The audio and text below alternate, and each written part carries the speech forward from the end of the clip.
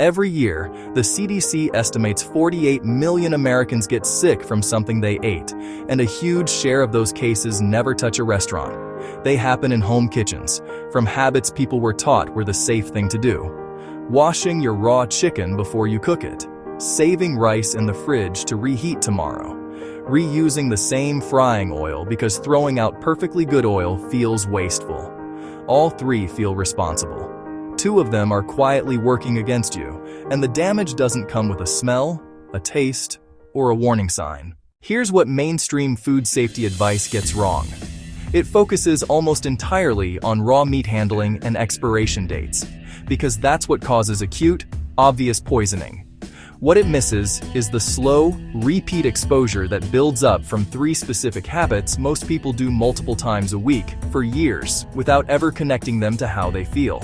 A 2021 review in the journal Foods tracked home kitchen contamination sources and found that over 60% of at-home food poisoning cases traced back to cross-contamination and improper reheating, not spoiled ingredients. The food was fine. The habit around it wasn't. And unlike a restaurant kitchen with health inspections, nobody is checking your habits but you. Let's go through the three habits, why they're a problem, and exactly what to do instead. Root cause 1. Reheating rice and pasta the way most people do. Raw rice can carry spores of a bacteria called Bacillus cereus. Cooking kills the active bacteria, but not the spores. If cooked rice sits at room temperature, say on the counter while dinner finishes, or cooling in a covered pot, those spores can germinate and produce a toxin called cereulide. Here's the part that surprises people. That toxin is heat stable.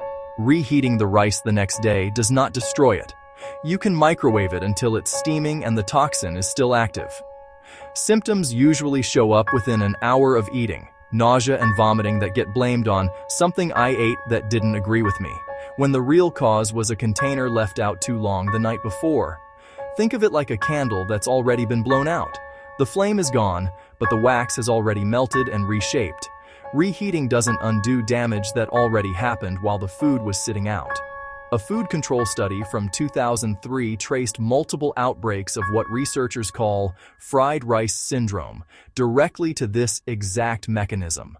Rice held too long at unsafe temperatures before refrigeration.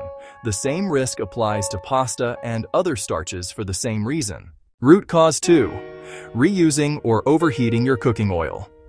Every time an oil is heated past its smoke point or reused for a second or third fry, its fat molecules break down into compounds called aldehydes, including one researchers call 4-HNE.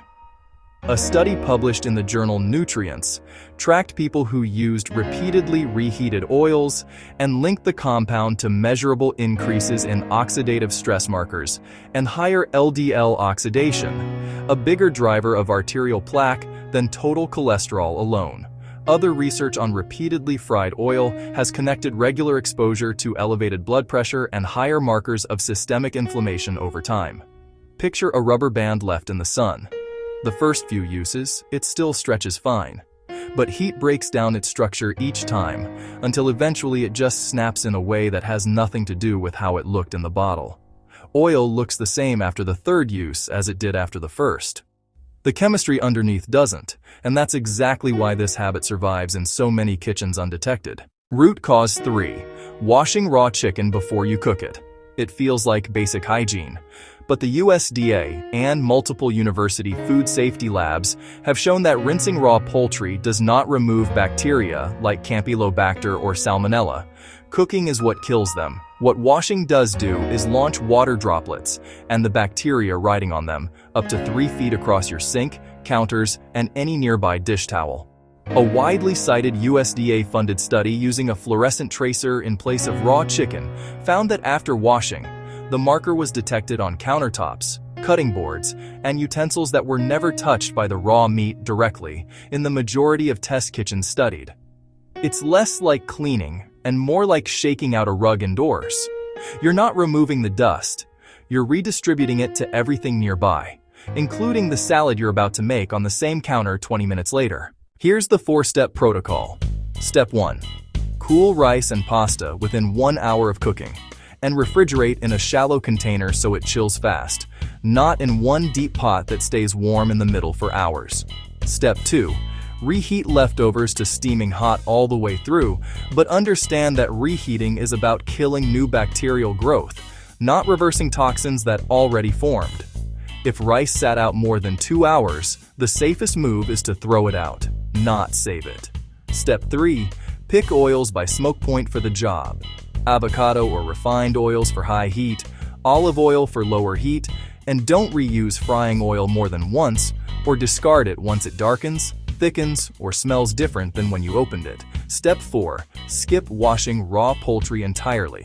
Pat it dry with a paper towel you throw away immediately, and let your cooking temperature, 165 degrees Fahrenheit internal, do the actual disinfecting. 2 mistakes keep people stuck here. First, judging food safety by smell and appearance.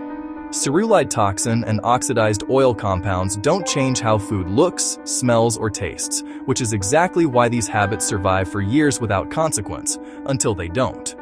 You cannot cook, smell, or taste your way out of either one. Second, treating "I've always done it this way and never gotten sick" as proof it's safe.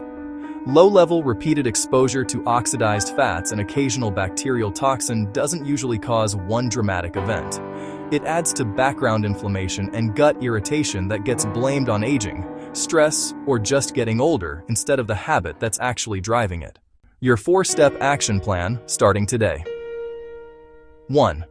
Move leftover rice and pasta into the fridge within 1 hour of cooking in a shallow, wide container instead of one deep pot. 2. Check your cooking oil before every use. If it's dark, cloudy, or smells different than when you opened it, replace it rather than stretching it one more round. 3. Stop washing raw chicken. Pat dry, cook to 165 degrees, and let heat do the work your sink can't. 4. Set a 2-hour rule for anything left on the counter. Past that window, it goes in the trash, not the fridge. If this video gave you something new to think about, hit the like button and subscribe so you don't miss the next one. We cover the health topics that don't fit in a 10-minute doctor's appointment. And visit healthhustleacademy.com. We've put together the exact supplement stack and lifestyle tools we talk about in our videos, all in one place. Links are in the description below. Take care of your body. Nobody else is going to do it for you.